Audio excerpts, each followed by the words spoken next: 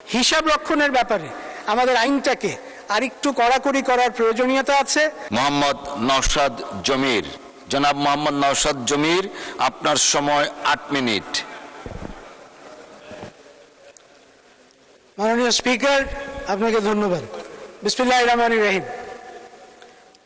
মাননীয় স্পিকার, আপনার মাধ্যমে একটি গণতান্ত্রিক, মানবিক ও অন্তর্ভুক্তিমূলক অর্থনীতির বাজেট প্রণয়ন করার জন্য মাননীয় অর্থমন্ত্রীকে বিশেষভাবে ধন্যবাদ জানাচ্ছি। বিশেষভাবে ধন্যবাদ জানাচ্ছি মাননীয় প্রধানমন্ত্রীকে, যিনি সফলভাবে দুটি দেশ সফল করে এসে বাংলাদেশের সুনাম আবার বয়ে নিয়ে এসেছেন। মাননীয় স্পিকার, আমি ম্যাগনা কার্টা থেকে আরম্ভ করে বস্টন টি পার্টি পর্যন্ত প্রত্যেকটা জায়গাতেই একটা কথা ছিল, সেটা হচ্ছে যে নো ট্যাক্সেশন উইদাউট রিপ্রেজেন্টেশন। আজকে বাংলাদেশে এই জুলাই অভ্যুত্থান বা বিপ্লবের পরে আজকে এই মহান সংসদে আমরা যারা বসতে পেরেছি, একটি সুন্দর গণতান্ত্রিক নির্বাচনের মাধ্যমে আমরা বসেছি, এবং সেই নির্বাচনের পরে মাননীয় অর্থমন্ত্রী যেই বাজেট পেশ করেছেন, সেই বাজেটটি বাংলাদেশ রাষ্ট্রের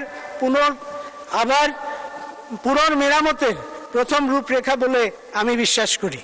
মাননীয় স্পিকার, আইনের এবং কর আইনের ছাত্র হিসেবে আমি এটুকু আপনার কাছে উল্লেখ করতে চাই যে কর আইনের যে দর্শনগুলো আছে তিনটি, একটি হচ্ছে সোশ্যাল কন্ট্রাক্ট বা সামাজিক চুক্তি, ইউটিলিটেরিয়ানিজম বা উপযোগবাদ, যেটা জেরেমি বেন্থামের কিংবা জন রোলসের যে ন্যায়ভিত্তিক তত্ত্ব, এই তিনটি তত্ত্বের সমন্বয় আজকে আমরা এই বাজেটের মধ্যে দেখতে পাচ্ছি।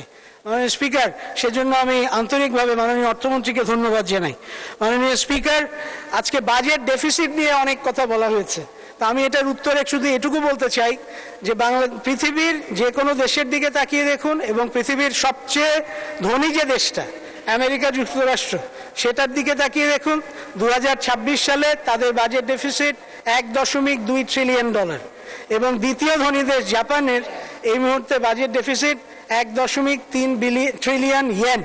তো মাননীয় স্পিকার, বাজেট ডেফিসিট একটা বাজেটের স্বাভাবিক অংশ, এটা খুব অস্বাভাবিক কিছু নয়।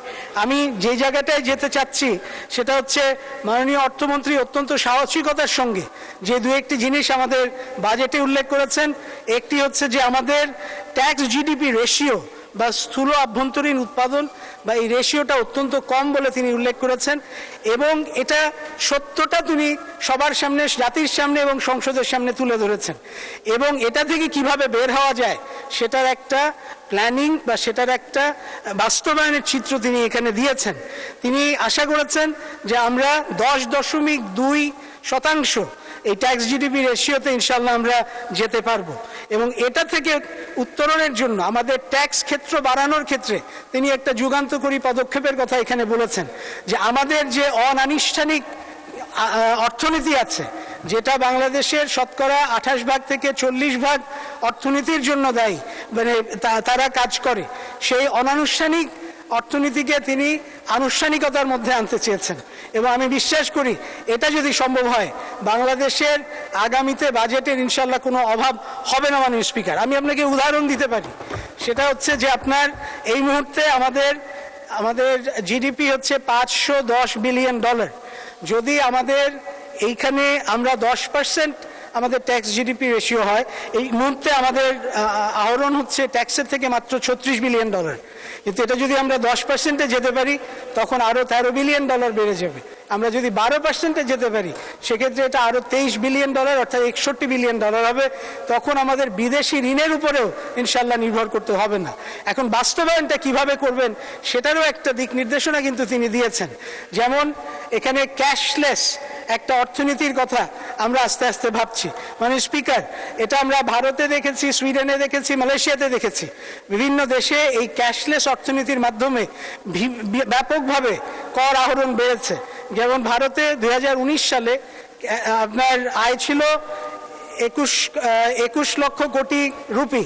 2025 সালে তারা ক্যাশলেস করার পরে তাদের আয় হয়েছে 213 লক্ষ কোটি, এবং 1660 কোটি লেনদেন তারা করেছে। মাননীয় স্পিকার, ব্লক চেইন, যেটা অটোমেশনের কথা মাননীয় অর্থমন্ত্রী বলেছেন, এই ব্লক চেইনের মাধ্যমে যে গোল্ডেন আপনার চায়নাতে যেটা আমরা দেখেছি মাননীয় স্পিকার, যে ব্লক চেইনের মাধ্যমে তারা তাদের অর্থনীতিকে এমন একটা জায়গায় নিয়ে গেছেন যে গোল্ডেন ট্যাক্স সিস্টেম 2021 সাল থেকে, সেখানে তারপরের থেকে আপনার এখানে কোনো এই যে দুর্নীতির সুযোগটা একেবারেই বন্ধ হয়ে যায় এবং তার ফলে মাননীয় স্পিকার তাদের ট্যাক্স আহরণ অনেক বেশি বেড়ে গেছে এবং বাংলাদেশও সেই পথেই হাঁটছে এবং ইনশাআল্লাহ আমাদের এই সুযোগ্য প্রধানমন্ত্রী এবং অর্থমন্ত্রীর নেতৃত্বে বাংলাদেশ সেদিকেই এগিয়ে যাবে।